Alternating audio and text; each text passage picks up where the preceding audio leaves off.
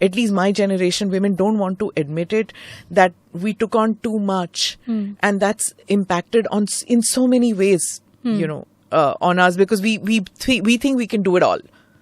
Absolutely. And I think, it just kind of highlights that iconic poster right behind you. You just said we can do it all. And the poster says we can do it. And I think there's a history to this poster, There's right? a big history to that poster. It started out at a time when there was a significant gender gap. It came in at a point in time when women were pushing for equality, for rights, when they were saying that, we too can actually do it. We don't need men to just stand there and tell us that we are supposed to play a certain type of role or occupy a certain position and handle only certain types of chores. We are ourselves pretty strong, and we have the ability to be able to do a lot of different things and balance out different roles.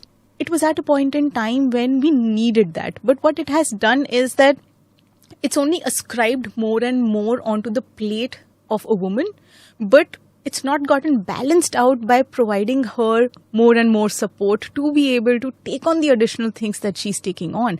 And somewhere it's become a very skewed situation that we are noticing around us these days.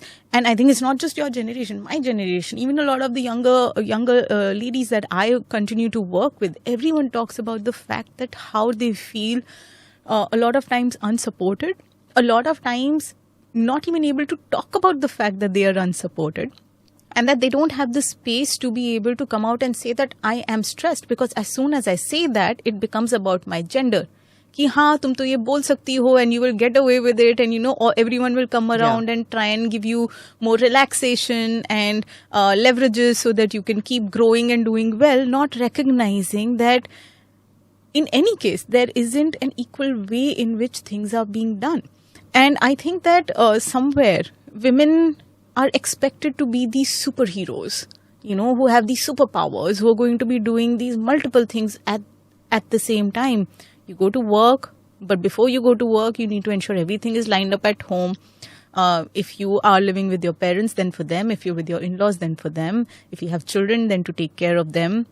Making sure that while you're not there, if anyone has any need, no one should be able to turn around and tell you कि तुम नहीं थी तो ये चीज हुई नहीं. So you have to anticipate, plan in advance, make sure there are resources available at home, enough staff, enough help to be able to ensure, and that is if you can afford that, to make sure that that is there to cover up for when you're not going to be available your own self. And keep smiling. About it.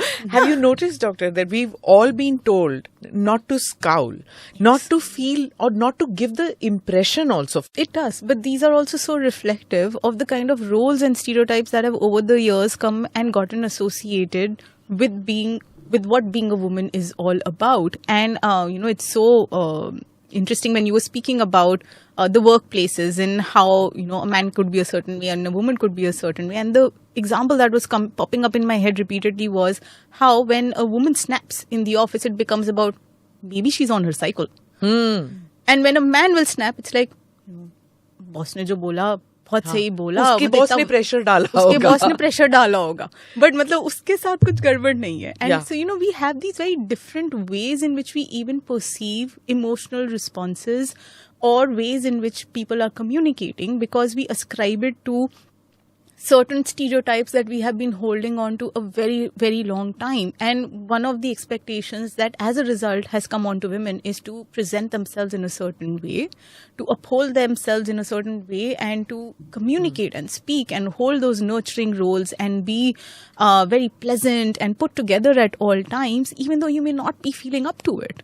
And yes, there is a movement which has started happening against that in a way where, a lot of women have started stepping in and saying that, if I'm not having a good day, I'm not having a good day. And if you want to judge me, then go ahead, and do that. But I'm not going to be apologetic about this, because what that pressure is doing a lot of times, it's not just stress. This is what is creating a lot of anxiousness. It is what is impacting moods. It is leading to issues like depression. It's causing women a lot of sleepless nights. They are feeling they're working so hard. They may be putting in a lot of effort, but then you're not feeling happy at the end of the day. So what's the purpose of it? And then you begin to question the larger purpose, the larger meaning of what you're doing and the kind of life you're leading. And you're almost feeling that, this is like an endless road or a tunnel which does not seem to have any light at the end of it, and you constantly feel yourself struggling as a result. And that's where mental health related issues tend to blossom.